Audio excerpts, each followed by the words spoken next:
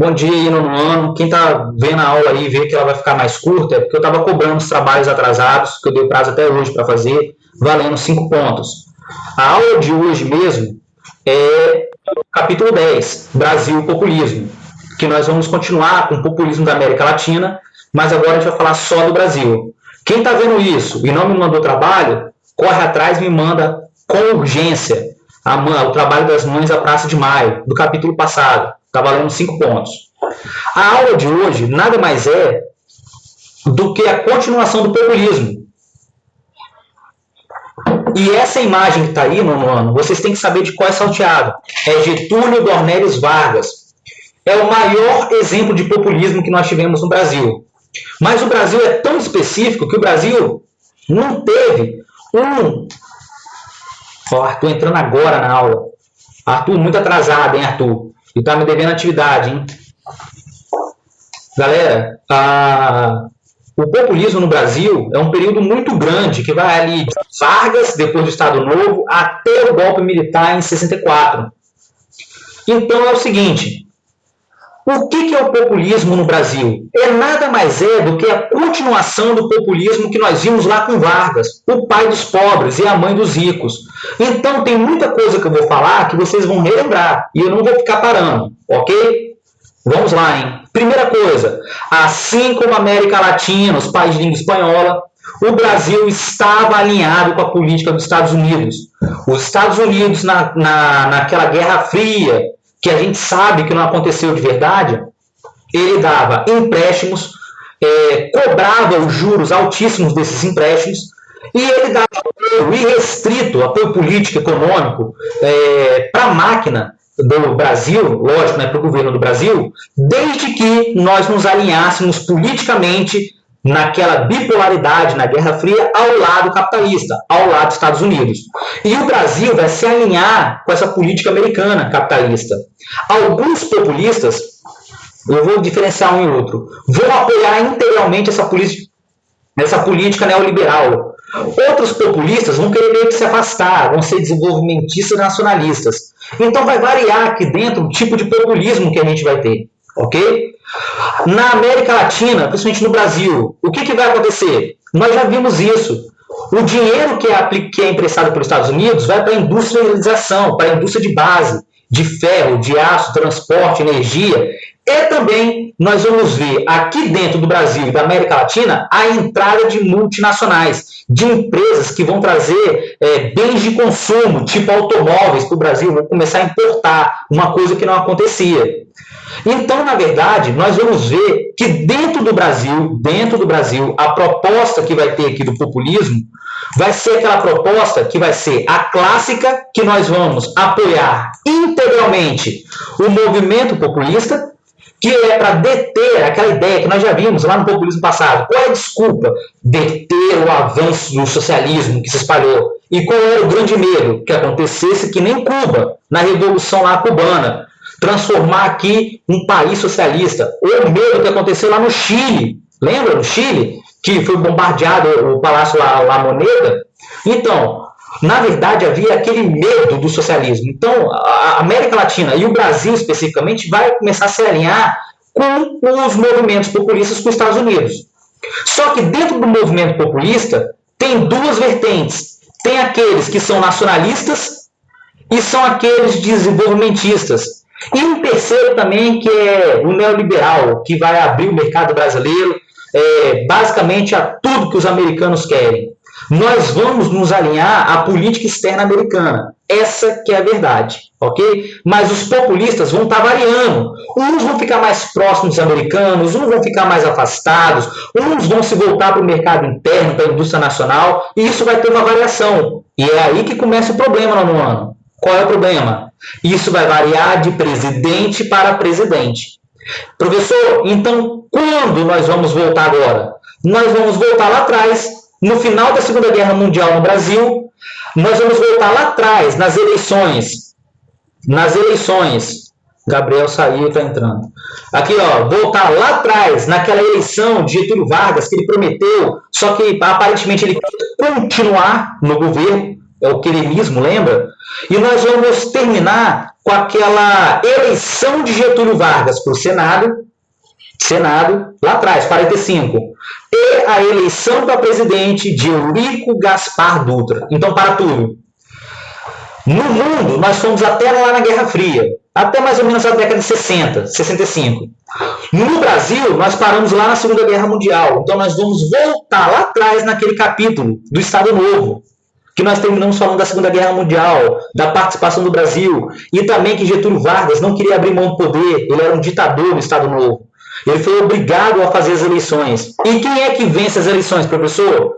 O general Eurico Gaspar Dutra.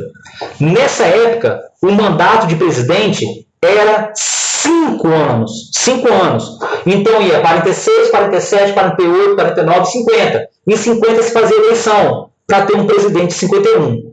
Hoje em dia são quantos anos? 4 anos. Ok? Professor, então vamos lá. A primeira coisa que Eurico Gaspar Dutra faz. Eurico Gaspar Dutra, ele elabora uma nova Constituição do Brasil para substituir aquela Constituição autoritária do Estado Novo. O Estado Novo de Getúlio Vargas foi de 37 a 45. E ele tinha inspiração no fascismo, lembra? E a Constituição que o Brasil tinha era polaca, que era inspirada naquela Constituição polonesa, que era autoritária, acabou com os sindicatos, proibiu os partidos de esquerda, censurou todo mundo, lembra disso? Essa Constituição acabou. A Constituição que foi feita, nova, foi uma Constituição reformadora, foi uma Constituição que era mais o quê? Democrática. Galera, isso aqui não está na apostila. Então, não é só tirar print. Você tem que copiar.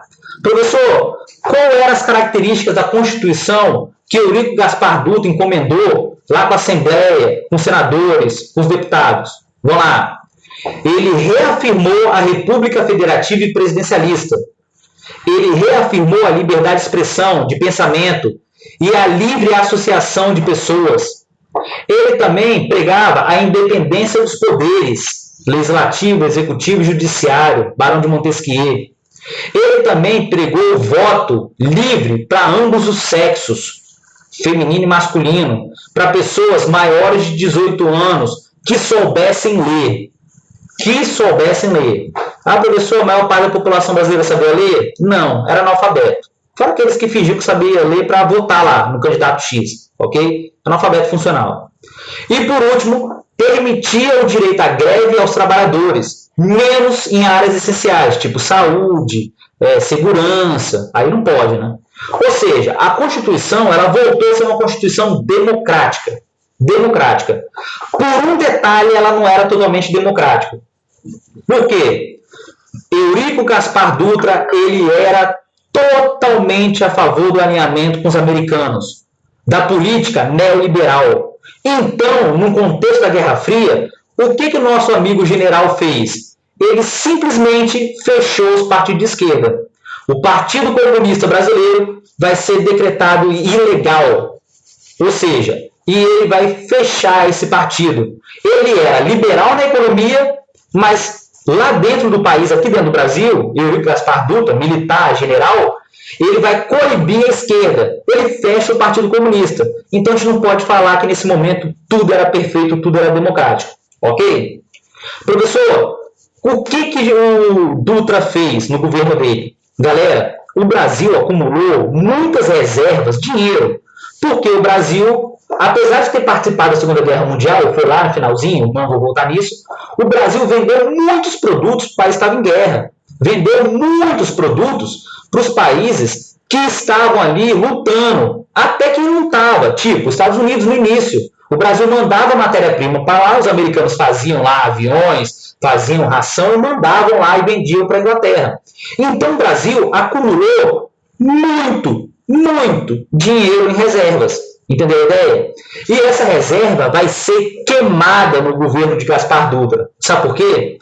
Como ele era alinhado com os americanos, a primeira coisa que Dutra fez foi abrir o mercado nacional a produtos estrangeiros. Mas de qual país? Americanos. Os americanos fizeram o quê? Começaram a inundar o Brasil de produtos estrangeiros. E o Brasil gastando dinheiro comprando lá fora. Gastando dinheiro e comprando produtos americanos. O que vai acontecer? O Brasil rapidamente queima a reserva e começa a ficar endividado. Gasta o dinheiro que poupou na Segunda Guerra Mundial e começa a ficar endividado. O que vai levar? A quebra da indústria nacional. Literalmente, a quebra da indústria nacional. E outra coisa, as empresas estrangeiras estabelecidas no Brasil mandavam dinheiro que lucravam aqui lá para fora. Então, olha a situação do Brasil. O Brasil passa a comprar muitos produtos, o lucro das empresas não fica no Brasil, volta para os países de origem, evasão de divisas. O Brasil começa a ficar endividado para comprar produtos americanos e a indústria nacional quebra, porque não consegue competir com os produtos americanos, que são de melhor qualidade e mais barato. Traduzindo, Eurico Gaspar Dutra mergulha o Brasil numa tremenda crise econômica. Tudo porque queria ficar alinhado com os norte-americanos.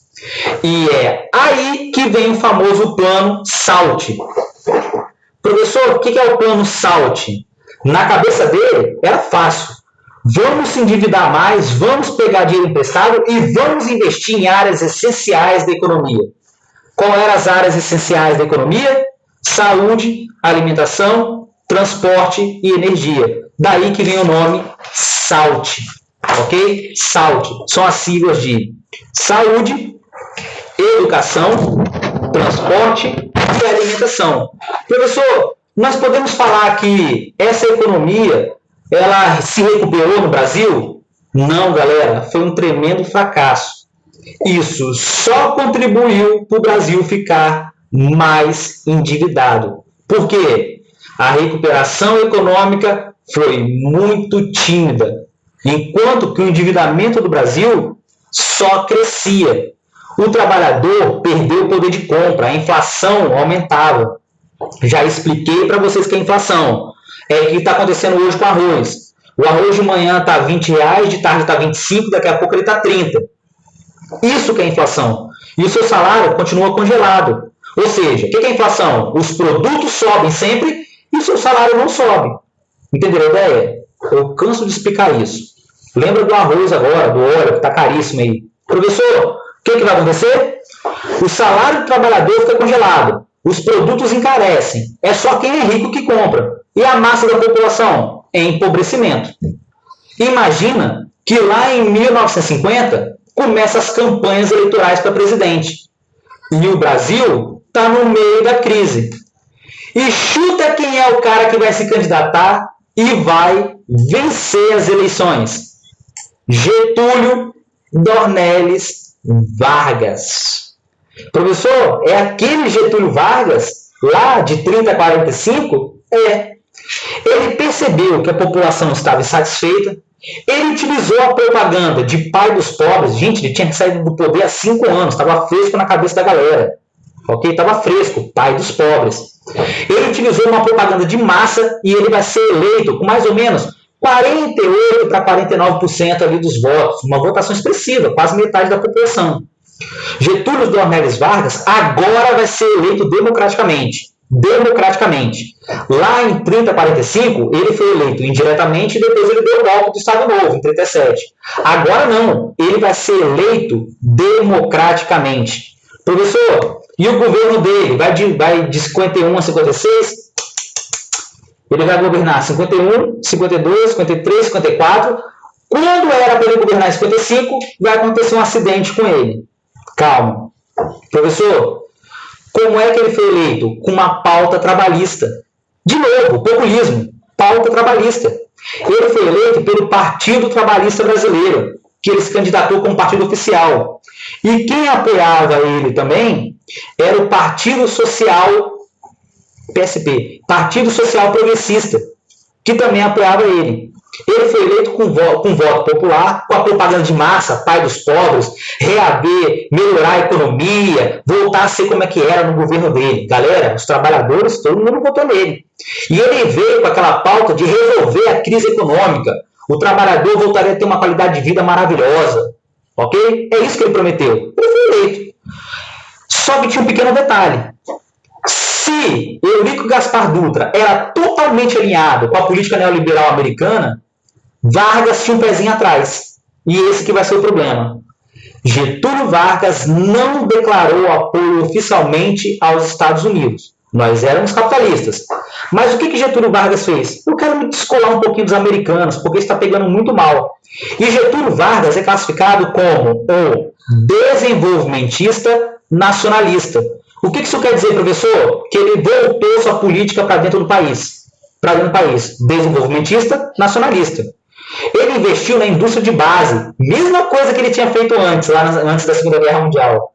No transporte, na energia, ele criou o Banco BNDE, que existe até hoje. Banco Nacional de Desenvolvimento, BNDE, para investimento, emprestava dinheiro.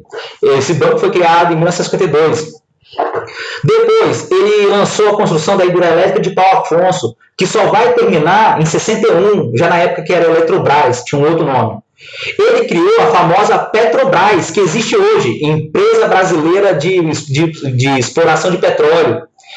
O Petróleo Brasileiro S.A., que é o nome da Petrobras, né? Petróleo Brasileiro S.A., para exploração das reservas de petróleo que tinham acabado de ser encontradas aqui no Brasil. Como é que vai explorar? Getúlio Vargas. Não, vamos criar uma empresa brasileira para isso. É a Petrobras que nós temos hoje. E isso vai dar um problemão. Por quê?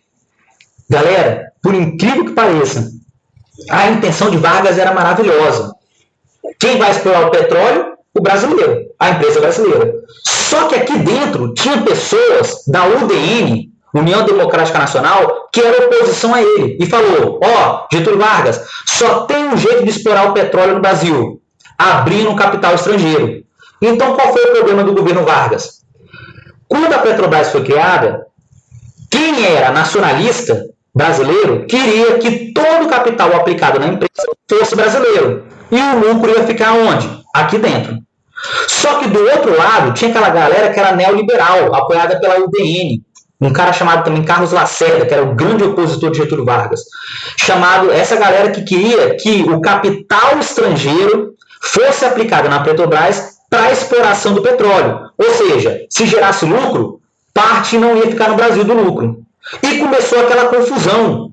Olha, o capital tem que ser brasileiro ou o capital tem que ser estrangeiro? Aí surgiu duas facções. Os nacionalistas e os entreguistas, que eram os neoliberais, que queriam capital estrangeiro.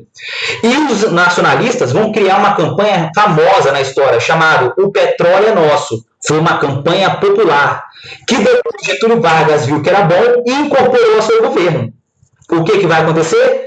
Qual é a proposta que vai vencer, professor? A proposta nacionalista. 90% de capital nacional e 10% de estrangeiro. Galera, o pessoal que era brasileiro, que era alinhado com a política neoliberal, política lá dos Estados Unidos, ficou doido com Getúlio Vargas. Getúlio Vargas, você é nacionalista. Getúlio Vargas, na verdade, você é socialista. Você quer que, na verdade, a empresa só fique no Brasil. Você não quer abrir o capital estrangeiro. Você vai atrasar a tecnologia do Brasil. E o pessoal começou a cair matando nele. Mas a proposta nacionalista do Petróleo é Nosso venceu. 90% de capital brasileiro, 10% de capital estrangeiro. Ou seja, quase nada. Foi só para dizer. Foi uma vitória moral de Getúlio Vargas. Professor, só que tinha um outro problema, que era resolver a crise econômica. Professor, Getúlio Vargas conseguiu resolver a crise econômica? Não. A crise que ele herdou lá do nosso amigo Eurico Gaspar Dutra foi aumentando. O que Getúlio Vargas fez? Medida populista.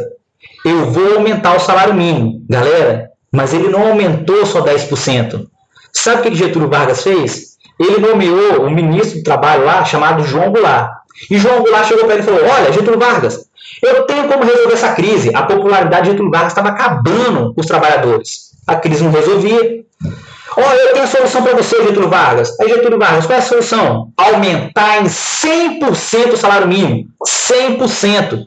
Imagina que o cara ganha 5 mil e depois com o aumento vai para 10 mil. Um sonho do trabalhador. Medida altamente populista, mas condenada pela oposição, que falava, olha, Getúlio Vargas, você quer dar um golpe de novo, que os trabalhadores te apoiem. O que vai acontecer? Galera, vai gerar uma confusão no país, uma troca de farpas, quem apoiou quem era trabalhista contra o pessoal que era neoliberal, e Getúlio Vargas vai acabar cedendo. Como? Ele vai demitir lá o ministro do Trabalho, mas depois ele vai dar os 100% de aumento. Professor, mas de onde vai surgir o dinheiro para pagar? Getúlio Vargas acreditava que a economia ia voltar a crescer e ele ia conseguir cobrir os gastos. Lógico, essa medida era para conquistar o apoio da população.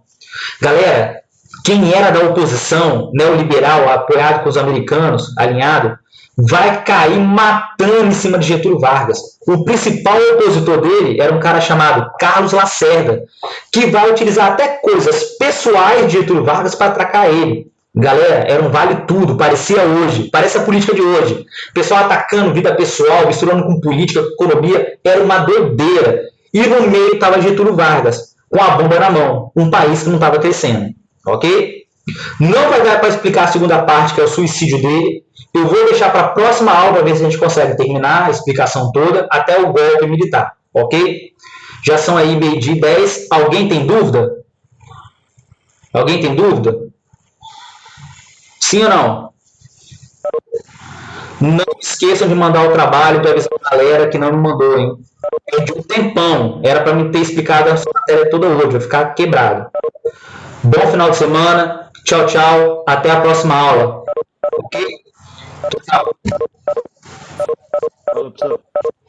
Tchau. Falou, tio. Tchau, tchau.